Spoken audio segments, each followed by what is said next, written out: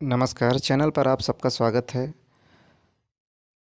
देखिए, हिंदी साहित्य में लेक्चर 1 आप देख चुके हैं और आज ठीक उसी क्रम में हम आज आगे बढ़ेंगे।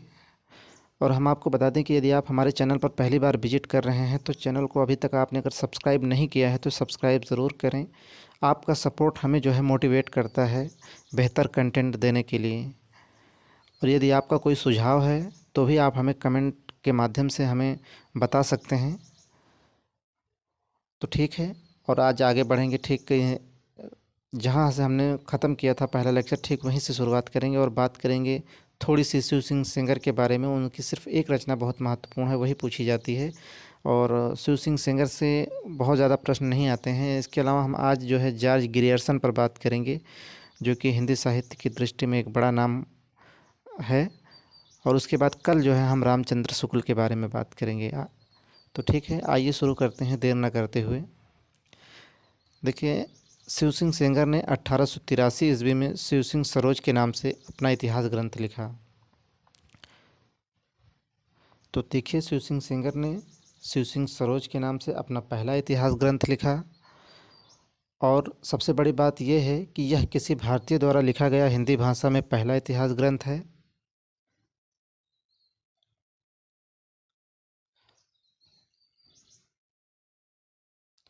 इसके अलावा देखें तो शिव सिंह सेंगर ने 838 कवियों का वर्णन किया है और जिनके जन्म काल एवं उनकी रचनाओं के रचना काल को भी देने का प्रयास किया है। मतलब जो है उन्होंने अपने इतिहास ग्रंथ में 838 कवियों का वर्णन किया है और जिनके जन्म काल एवं उनकी रचनाओं के रचना काल को देने का प्रयास किया है। तो शिव सिंह सेंगर से हम इतनी ही बात करेंगे उनके बारे में, इससे ज़्यादा प्रश्न उनसे नहीं आते हैं। और थोड़ी सी बात हम जॉर्ज ग्रियर्सन पर करेंगे। देखिए, जॉर्ज ग्रियर्सन, इससे पहले देखें तो गारसा द तासी ने हिंदी साहित्य का पहला ग्रंथ लिखने का श्रेय गारसा द तासी को जाता है, फ्रेंच विद्वान। लेकिन अगर वास्तविक अर्थों में देखें तो हिंदी साहित्य का पहला इतिहास जॉर्ज ग्रियर्सन महोदय ने 1888 ईस्वी में the modern vernacular literature of Hindustan के नाम से अंग्रेजी भाषा में लिखा। देखिए, पहला इतिहास ग्रंथ गारसा द तासी ने लिखा और वो फ्रेंच भाषा में लिखा था। और उसके बाद वास्तविक अर्थों में जॉर्ज ग्रियर्सन ने लिखा।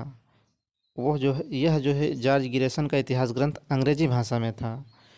और यह इतिहास ग्रंथ एशियाटिक सोसाइटी ऑफ बंगाल की पत्रिका के विशेषांक के रूप में प्रकाशित हुआ।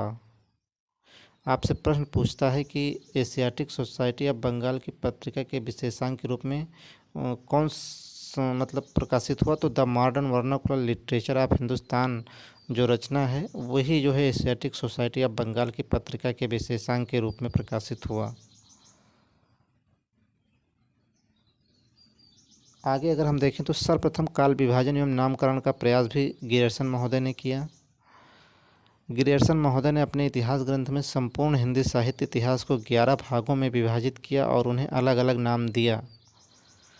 और सबसे महत्वपूर्ण भक्त काल को स्वर्ण काल की संज्ञा जो है जॉर्ज ग्रियर्सन महोदय ने दी।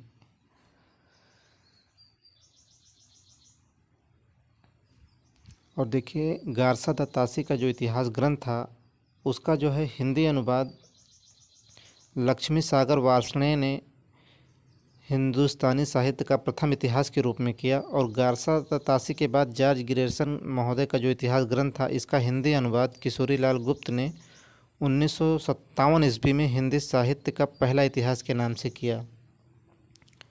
तो गारसा द तासी के इतिहास ग्रंथ का हिंदी अनुवाद किसने किया? लक्ष्मी सागर वार्ष्णेय ने।